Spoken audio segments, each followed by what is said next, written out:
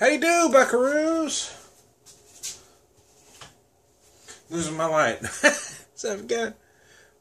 Need a better studio time, I know, man. Times are tough. So here's the deal. I got 2 Doppelbocks. A tale of 2 Doppelbocks. I got the Konig. I'm probably pronouncing that wrong. I apologize to all my German ancestry. Roughly translated to Elf King. Pale wheat Doppelbock from Urban Chestnut. That's what it looks like. It's from their Revolution series, so it's not meant to be an actual true-to-style Doppelbock. It's kind of their take on it. Reading from their website, though, they use the hops are German 36, German Opal, and U.S. Cascade. I couldn't read that for a second. The malts are German Pilsner, German Munich, and German wheat. And then from... This is the White River Goat Trail Bock, which actually looks like you expect a traditional Bock to look like. Kind of a deep golden or an amber, I guess. It's 9%. A dark, strong, malty lager. Our very first Bock. Goat Trail is a warm and a hearty brew featuring complex maltiness and toasty flavors with a slight lingering sweetness on the finish. Now, here's my thing. I get real frustrated when I hear this, because it's a real trendy and beer snob thing to say, I don't like lagers, man. A Bock, how do you turn your back on the Bock? I mean, this isn't a light, 4 or 5% Pilsner, which some of them can be awesome as well. But that's an argument for another day. If you're talking about complexity, you don't like lagers because they're not complex. Well, a Doppelbock as complex as anything is out there. And anyway, it just really rubs me the wrong way when I hear that beer snob thing. I don't like lager. It's because it's a beyond ignorant thing to say.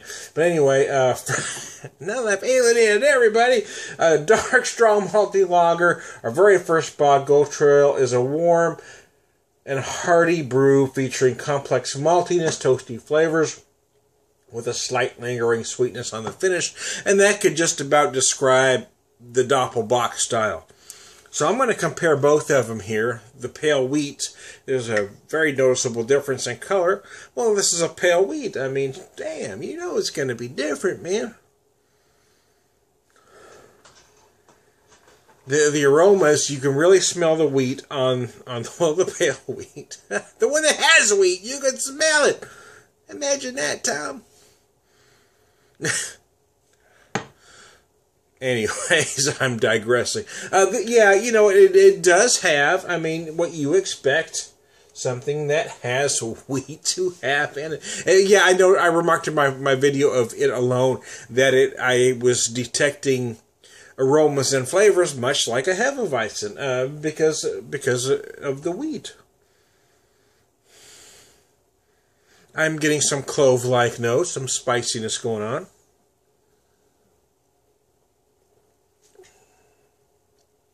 But I am also getting some rich Doppelbock decadent-like flavors using the traditional Earl Konig here.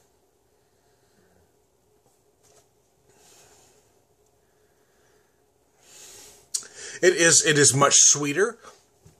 It is a little richer. It's a little stickier. The roasted malt is just huge in this. As it described on, well, not their website actually, from their beer menu at White River. It just says, featuring complex maltiness and toasty flavors. Yeah, with a lingering sweetness. It does have some sweetness, but it also finishes a little bit dry where that sweetness doesn't become crazily cloying. Crazingly cloying is what I was trying to say.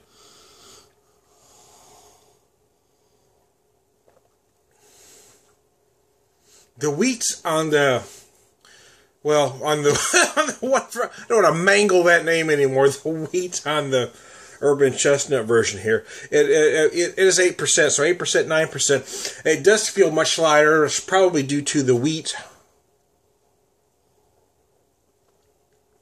It does finish a tad drier, again, probably due to the wheat.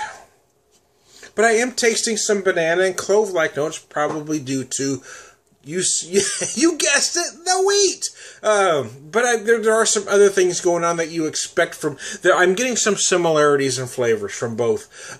This one is amplified more because, it is a Doppelbock.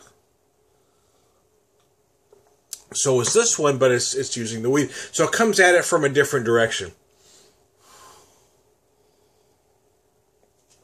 This one doesn't feel quite as sweet, quite as sticky, but it still kind of gives you that comfort feeling of a Doppelbock. Well, if you want a traditional Doppelbock, this one does what it's supposed to do. Now, here's the thing. I didn't do this video to tell you which one is better because both do what they're supposed to do.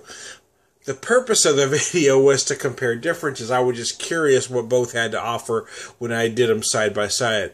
I hate beer comparisons. It drives me absolutely nuts that one beer has to be better than... Which one did you like better, Tom? I didn't like either of them better. I like them both for what they are. Why can't it all be... Why can't we all just get along, man? If I'm in the mood for something like... Okay, here, let me say this. If it's a cool spring day... 45, 50. This one's really going to hit the spot because it's got some comfort without being too much. If it's a cold or cool fall or winter day, this one's going to hit the spot because it's incredibly comforting. Both are going to hit you right depending on what you're in the mood for. Excuse me.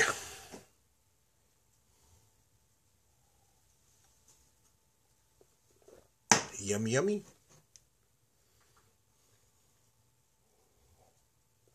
It frustrates me that with beer snobs, one beer has to be better than another. I hate comparisons. I hate lists. I hate rankings. It drives me absolutely nuts. So here's the truth is, both are great beers. Both are incredibly quality beers for what they are, for the styles they represent, and I would definitely buy both again. How about that? I'm Tom the Beer Whisperer. I'll talk at you later.